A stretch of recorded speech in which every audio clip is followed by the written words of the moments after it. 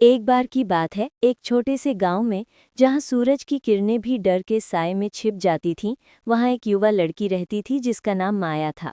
माया एक ऐसी लड़की थी जो हमेशा अपने सपनों का पीछा करती थी, चाहे रास्ते में कितनी भी बाधाएं क्यों ना हो। लेकिन गांव में एक अफवाह थी, एक डरावनी कहानी जो हर किसी की जुबान पर थी। गांव के बाहर एक पुराना परित्यक्त घर था, जहां कहा जाता था कि एक बुरी आत्मा का वास है। बच्चे उस घर के पास से गुजरने से भी डरते थे और बड़े बुजुर्ग हमेशा चेतावनी देते थे कि उस घर के पास भी न जाएं। लेकिन माया अपने स्वभाव से ही निडर थी। वो हमेशा सोचती थी कि डर एक ऐसी चीज़ है जिसे हमें खुद बनाना पड़ता है, और अगर हम उस डर का सामना करें तो हम किसी भी चीज़ को जीत सकते हैं।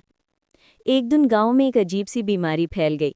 लोग एक एक करके बीमार पड़ने लगे और कोई भी डॉक्टर या वैद्य इस बीमारी का इलाज नहीं ढूंढ पा रहा था। गांव में दहशत का माहौल था और लोग असहाय महसूस कर रहे थे। माया ने देखा कि कैसे लोग अपने प्रियजनों को खो रहे थे और वो कुछ करना चाहती थी। उसने सोचा कि शायद उस पुराने घर में कुछ ऐसा है जो इस बीमारी का कारण बन रहा है। गांव वालों ने माया को रोकने की कोशिश की। उन्होंने उसे चेतावनी दी कि वो अपनी जान जोखिम में डाल रही है, लेकिन माया अडिग थी। उसने कहा, अगर हम अपने डर से भागते रहेंगे तो हम कभी भी इससे बाहर नहीं निकल पाएंगे। हमें इसका सामना करना होगा और मुझे विश्वास है कि मैं इस रहस्य को सुलझा सकती हूँ। एक रात जब पूरा गांव सो रहा था, माया ने चुपचाप उस पुराने घर की ओर अपना रास्ता बनाया। चांद की रोशनी में घर और भी डरावना लग रहा था। उसकी दीवारें टूटी हुई थीं, खिड़कियां खाली आंखों की तरह लग रही थीं और हवा में एक अजीब सी खामोशी थी जो रीढ़ की हड्डी में सिहरन पैदा कर रही थी। माया ने घर के अंदर कदम रखा। अंदर घना अंधेरा था और धूल की एक मोटी परत हर चीज को ढके हुए थी। उसने अपनी टॉर्च जलाई और उसकी रोशनी में उसने देखा कि दीवारें पुरानी तस्वीरों और अजीब प्रतीकों से ढकी हुई थी। हवा में एक अजीब सी गंध आ रही थी, जैसे कि कुछ सड़ रहा हो। जैसे ही वो घर के अंदर गहराई में गई, उसे अजीब आवाजें सुनाई देने लगी, फुसफिसाहट, खरोंच और कभी-कभी एक डरावनी हंसी। उसका दिल जोर से धड़क रहा था, लेकिन उसने खुद को शांत करने की कोशिश की। उसने खुद से कहा, ये सिर्फ मेरा डर है, मुझे इसे नियंत्रित करना होगा। वो एक कमरे में पहुंची जहां एक पुरानी मेज पर कुछ किताबें और एक डायरी रखी हुई थी। माया ने डायरी उठाई और उसे पढ़ना शुरू किया। डायरी एक पुराने डॉक्टर की थी जो कई साल पहले इस घर में रहता था।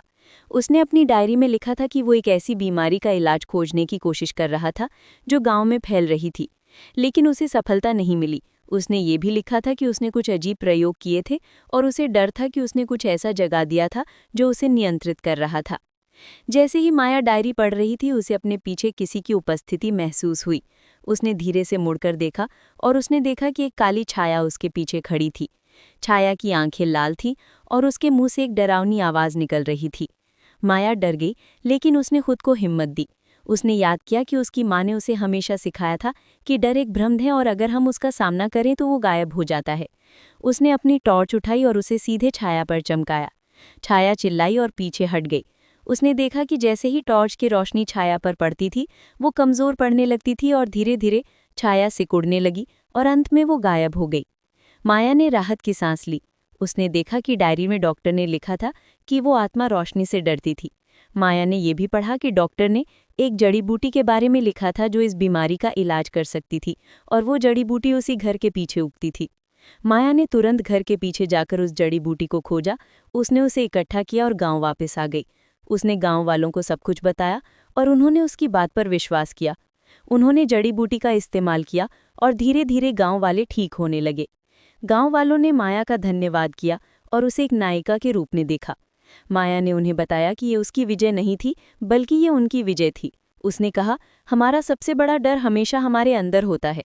अगर हम उस डर का सामना करें तो हम किसी भी बाधा को पार कर सकते हैं। गांव में अब शांति थी और लोग पहले से कहीं ज्यादा मजबूत और आत्मविश्वासी थे।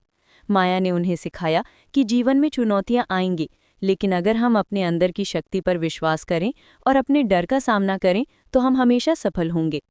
माया की कहानी पूरे देश में फैल गई और वो एक प्रेरणा बन गई। लोग उससे मिलने आते थे और वो उन्हें बताती थी कि कैसे उसने अपने डर का सामना किया और कैसे उसने गांव को बचाया।